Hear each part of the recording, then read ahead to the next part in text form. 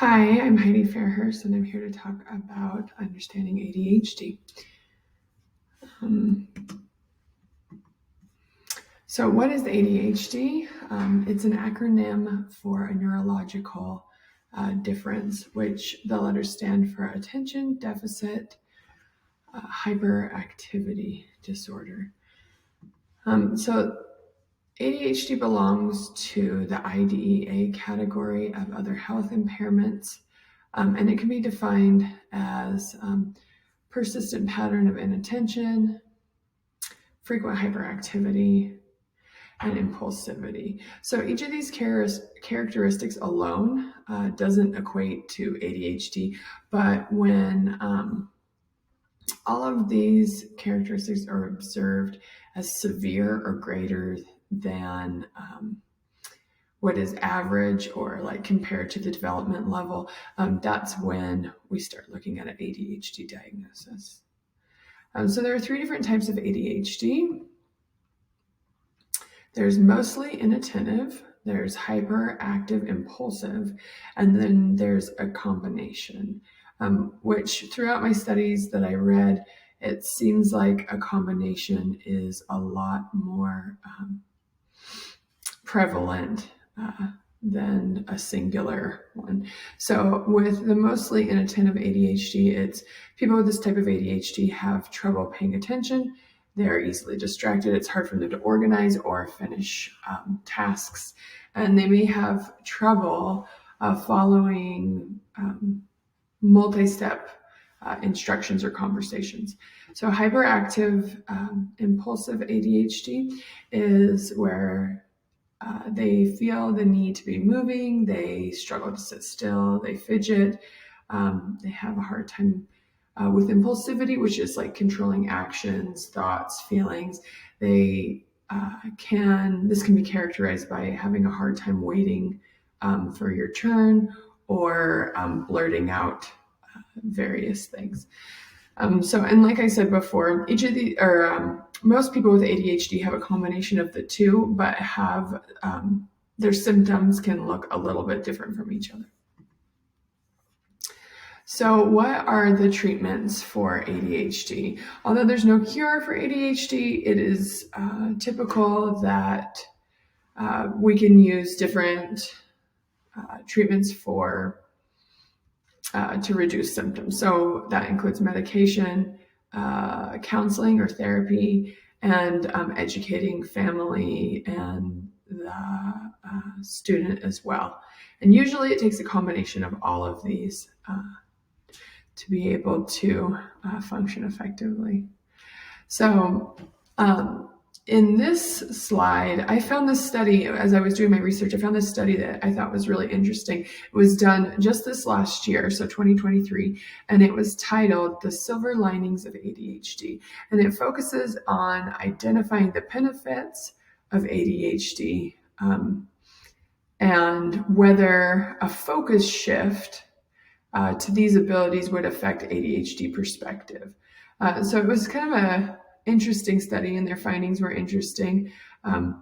It does seem fairly obvious. Right now, we tend to look at ADHD through a deficit-oriented view, but that by refocusing on an ability-oriented view, that it would increase self-esteem or health in the lives of those who have ADHD. I think typically individuals are pretty prone to public stigma, prejudice, or criticism when they receive a diagnosis. So I thought this information is particularly helpful and interesting to us in relation to us as future teachers. The way we interact and view our students can have a direct effect on their learning and their overall well-being.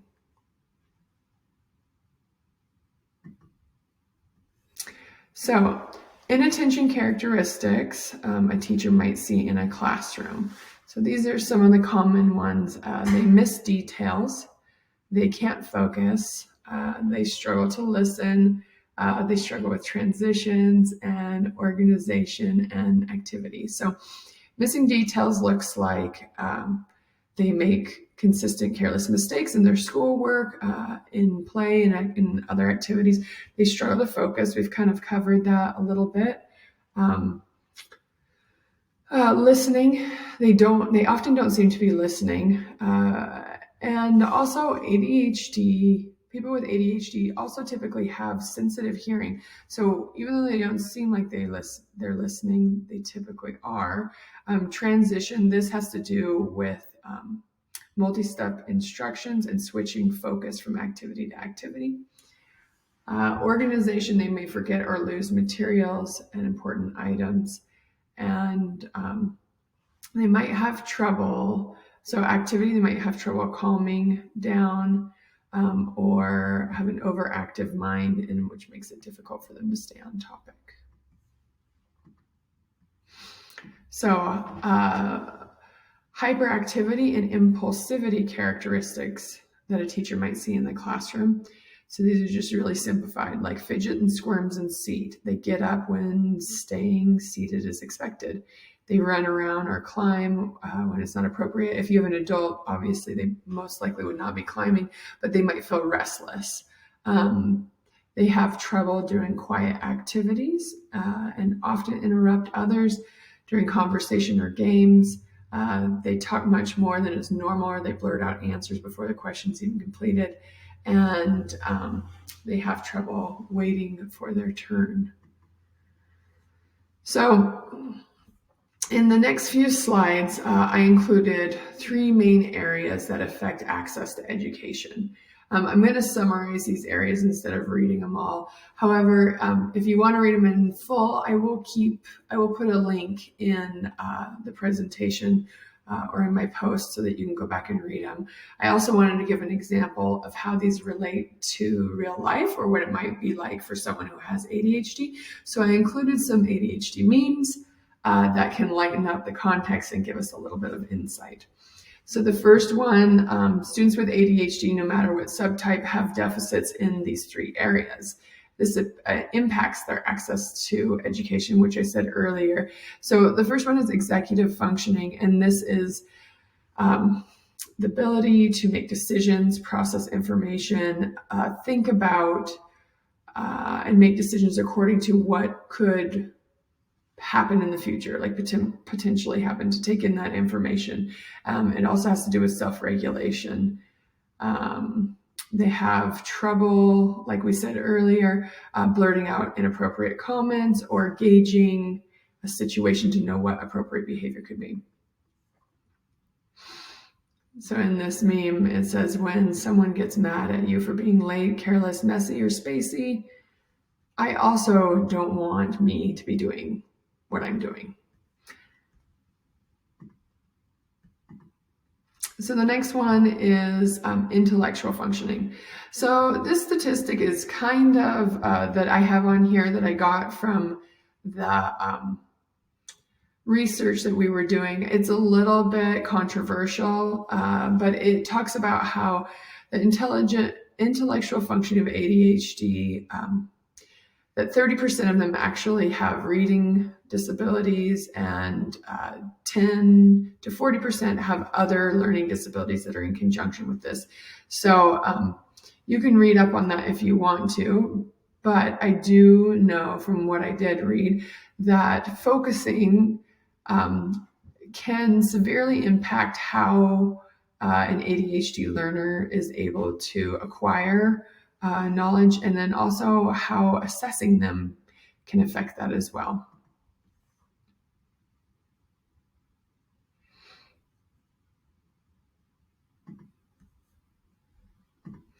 So the last one is social emotional functioning.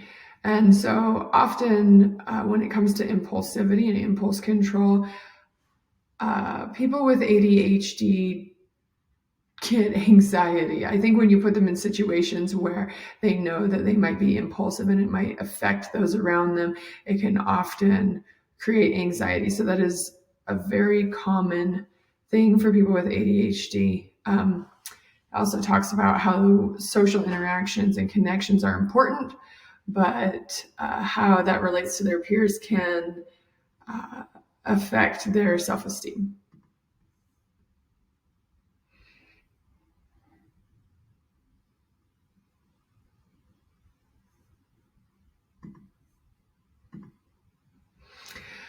So this part is the part that really applies to us as teachers. So what are some reasonable accommodations that we can use to support our ADHD kiddos in the classroom? So these ones are pretty easy and relate directly to the students. So you can set small goals with the student. There's behavioral interventions, specific seating that helps the student focus. You can teach them organizational skills, give them extra time on quizzes and tests, and reduce the classwork.